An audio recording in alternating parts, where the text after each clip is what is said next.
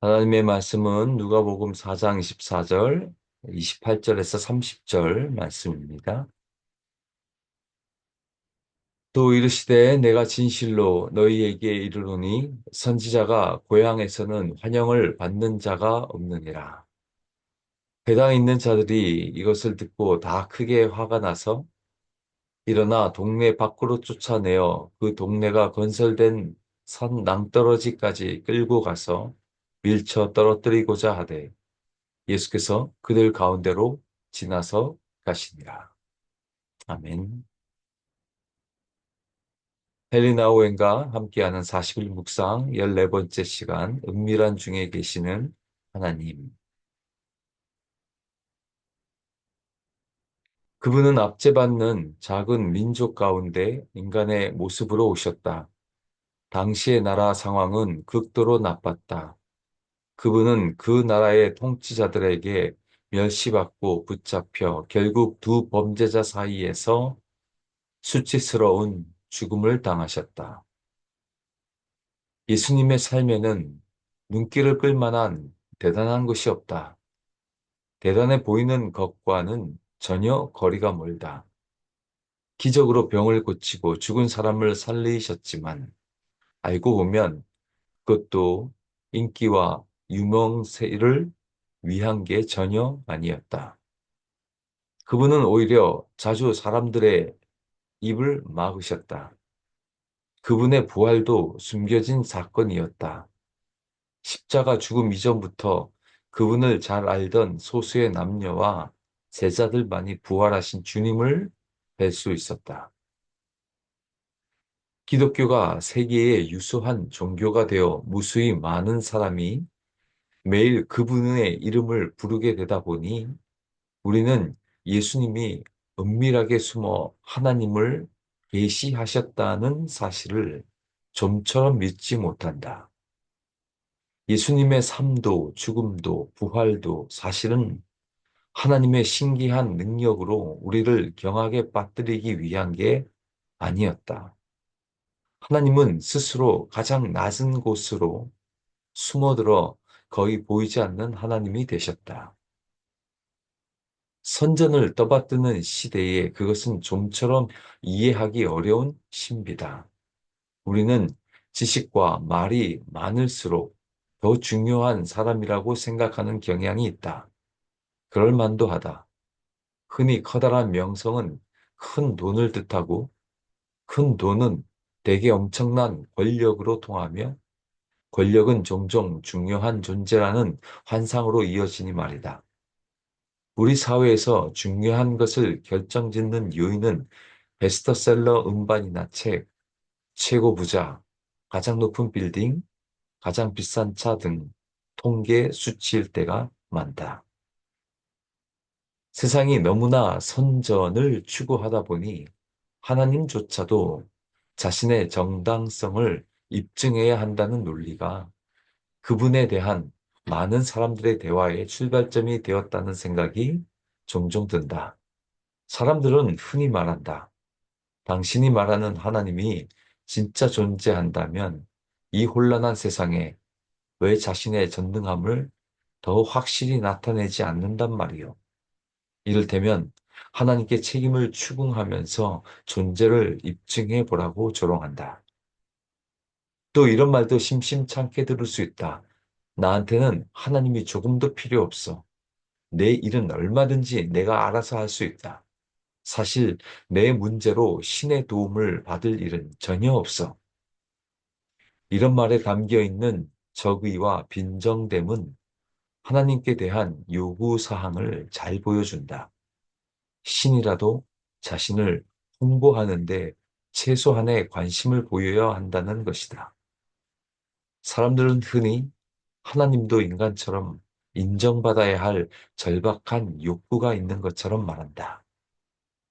우리에게 하나님을 계시하러 오신 예수님을 보면 어떤 식으로든 자신을 선전하는 것을 피하셨음을 알 수 있다. 그분은 하나님이 은밀한 중에 드러나시는 분임을 항상 지적해 주신다.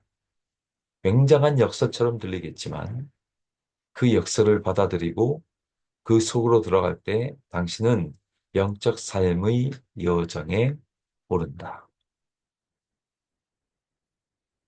이 오늘 헨리 나우엔의 말을 보면 참 우리의 예수님이 자신을 은밀하게 그렇게 드러내셨던 모습을 아주 강조하고 있습니다. 그래서 오늘 29절 말씀도 보시면 일어나 동네 밖으로 쫓아내어 그 동네가 건설된 산 낭떠러지까지 끌고 가서 밀쳐 떨어뜨리고자 했습니다. 여러분, 이 세상의 가치관은 자신을 광고하고 좋게 선전해야 합니다. 그런데 이 땅에 오신 우리 예수님의 모습을 보면 전혀 그렇지 않습니다.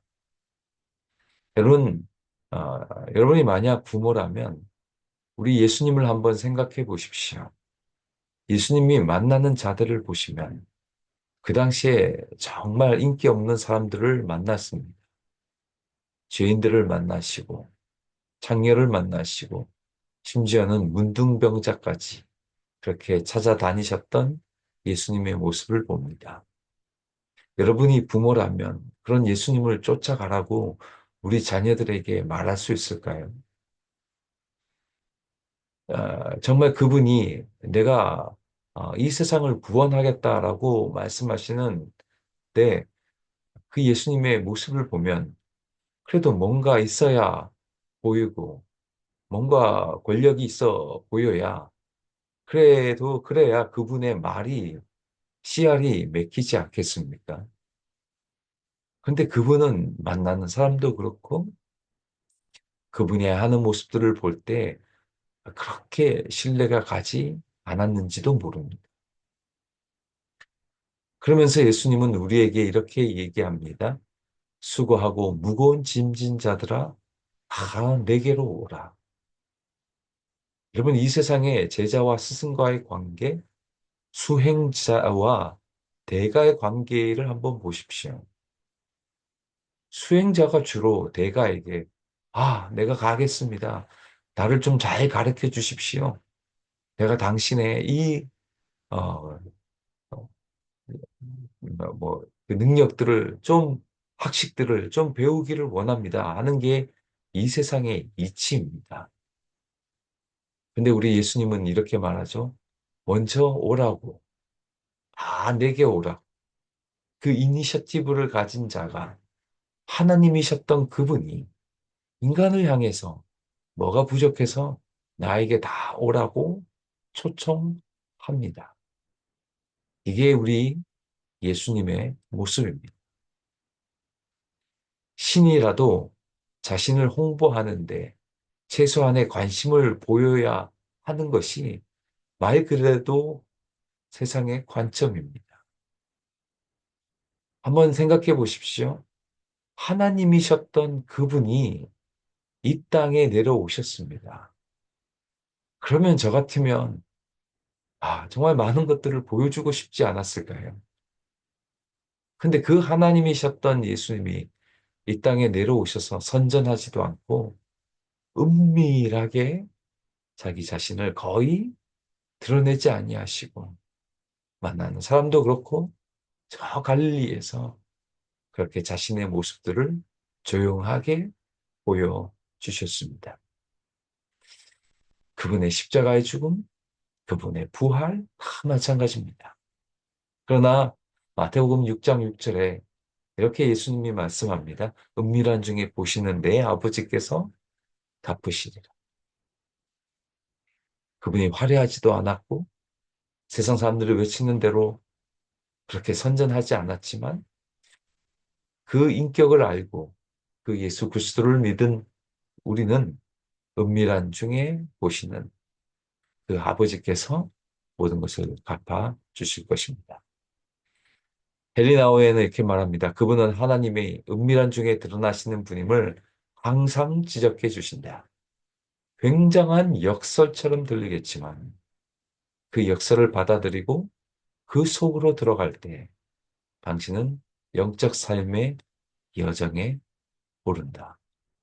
예, 맞습니다.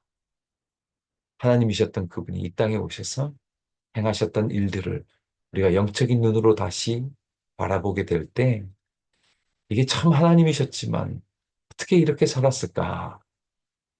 그러나 그 역사를 받아들일 때 우리의 신앙 삶이 무엇인지를 우리가 깨닫게 될 줄로 믿습니다. 오늘도 그 은밀한 중에 계시는 하나님께 기도하며 나아갈 때 모든 것을 갚아주시는 그 하나님의 은혜가 저와 여러분 삶 가운데, 오늘 삶 가운데 함께 하시기를 주님의 이름으로 축원드립니다.